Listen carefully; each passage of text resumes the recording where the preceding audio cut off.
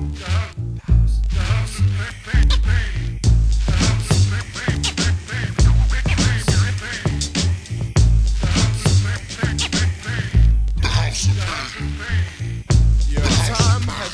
good evening, ladies and gentlemen. Welcome to the weekly watch list. This is Jeff Kohler, aka the Option Addict, from over at www.tradingaddicts.com. Hat tip to the old pack tonight for a great performance there in the Super Bowl. Kept me entertained. As for charts and market analysis coming into this week, I'm a little bit of the opinion that, with the fact that we've gone up to new relative highs here in the S&P, the Dow, and now make that the NASDAQ, which officially saw a new relative high as of Friday. The Russell still the last one here that's still a little bit divergent, but with every indice going up here to new relative highs, you got to be thinking that we enter into grind mode. So I'm kind of cautiously optimistic that we see higher prices, just kind of the casual grind. There are still some divergences that I think need to play out. We need to either see them start to make up for some downtime, or either that's going to inflict a reversal here in stocks. But for the most part, the market seems like it wants to continue going up. This market has still been incredibly difficult to short. So for the time being, I wouldn't look to try to fight that. And when I talk about divergences, mainly I'm talking about the Russell, which is still a pretty good distance off of relative highs, and emerging markets, which has been the one thing that last year kind of signaled weakness and signaled an impending reversal, which still hasn't taken hold here yet. But the EEM is still a pretty good distance off of its highs. And so either these need to play out and we see bullish breakouts to the upside and they follow, or they don't and we reverse. I would point out, though, that the one thing that continues to look good here is copper. Copper prices still trade up here, act like they want to go up, and when they lead ahead of the market, that's usually a pretty positive element for stocks. So that's one thing that I think looks pretty good here overnight. As for picks this week, so what I'm hoping is that we can kind of, as usual, step away from the market and just focus on individual plays. I got a lot, as a matter of fact, that I think look pretty good.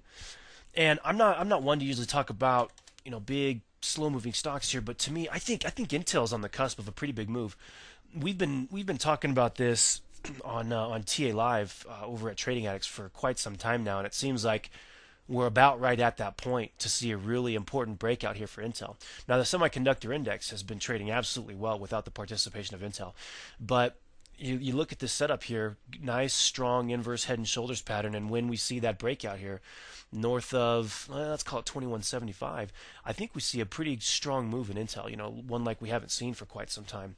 So if that happens this week, I think we look to use the weekly options to play this. I think that'll be a pretty strong move to where we'll see a pretty good percentage return via the weekly options. But Intel is high on my list this week, and I usually don't ever trade the stock, so I think it looks pretty good. The other here is Google. I've been watching this little pattern develop here over the course of the last few days, and to me it looks like Google's ready to snap. And you can see this here, prices have coiled up, wound up really tight, went out around the 610 pin level on Friday. And if they don't open up too far away from this on Monday, I think you look for the breakout and go type of a move here in Google. So that's another one that's high on my priority first thing tomorrow. If it's around this 610 level, I want to get long some calls with relatively loose stop and let them work. I think Google looks pretty good, as does Apple. I've already got long some calls into the weakness there on Thursday, but I think you still look to play the breakout here in shares of Apple. The ag stocks look really good. IPI is one that I've been watching. IPI and AGU, as a matter of fact, both have coiled up pretty tightly here, and I'm looking to see, I don't know which one to trade. I like that IPI, but then again, I also like AGU and its proximity to the $100 level. I think you look for the $100 roll here once this thing breaks out of about 93, give or take. I think those ag stocks look pretty good.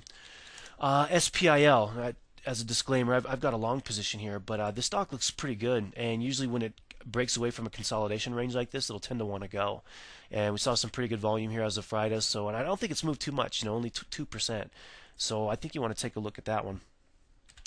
Broadcom saw a pretty strong move here on Friday, and yet still going to be gunning for the highs here, so that might be a breakout trade I think you might be able to take, especially if you get some weakness here. Any kind of a pullback coming into tomorrow, I think you want to look to buy that down, hopefully somewhere closer to the 44.5 to 44 range before this thing takes out its highs up here at 47. I like the way that Broadcom looks a lot.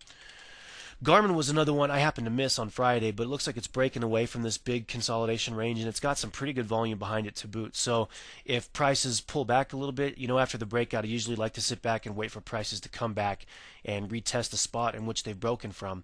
And if that happens anywhere in the vicinity of about 31.5, I think you look to buy Garmin, and that's not usually a stock I'll be saying that about. Rambus. Rambus has coiled up pretty well here too. Looks like it might want to try to break away from this week.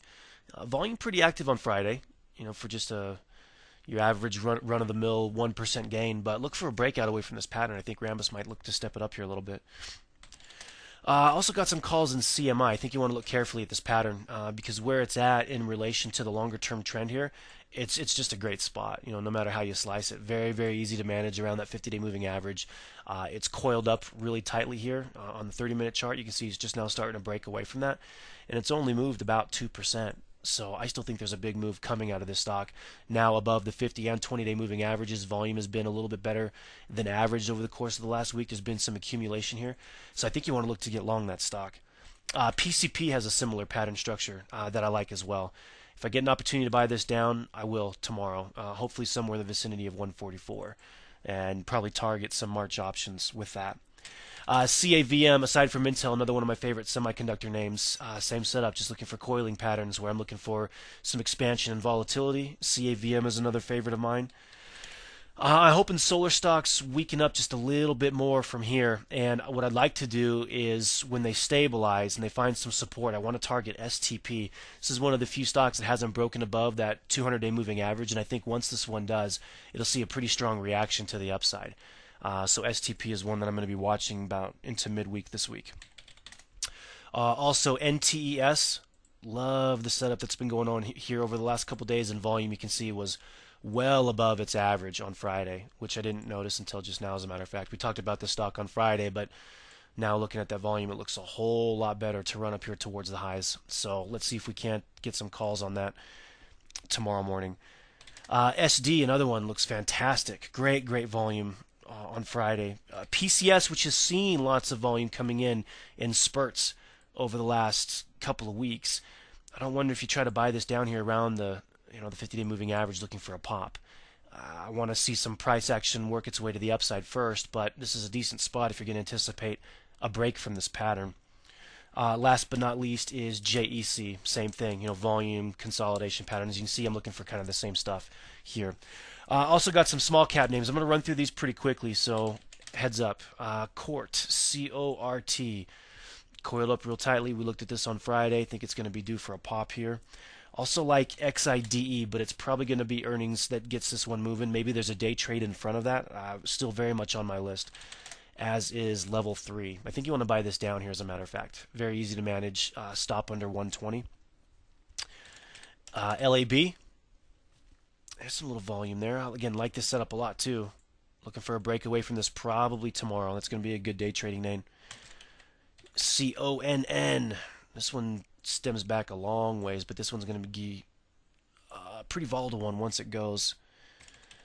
LLNW. Been watching this one forever. I think it should be good to go this week, but I'll keep watching. As soon as this thing starts to move, I'll be in this name. PSEC. Another good pattern I tweeted about last week. Looks really good. Looks like setting up for new highs here. RSOL. It's pretty thin stock, but if solar stocks start to get their mojo back, this might be one to take a look at. CGA. I think this one might get pretty interesting, the way it's just hanging out here just underneath the 50-day moving average. And then last but not least, APRI. And this thing's been coiled up for a long time, just looking for a reason to pop. So that's my 10 minutes, guys. It should be a pretty good week. We've been on a pretty good stretch. And so, like I said, I think there's some good setups here that'll happen away from the market. If the market does get into that dead zone kind of condition where we just slowly grind up or down, 20, 30 Dow points every day, then that should give us a really good opportunity this week to trade individual names and to pick stocks. And that's where I think I've got an advantage. So, best of week to you guys this week. As always, this has been the Option Addict. That's been my watch list. Thanks for watching. Have a profitable week.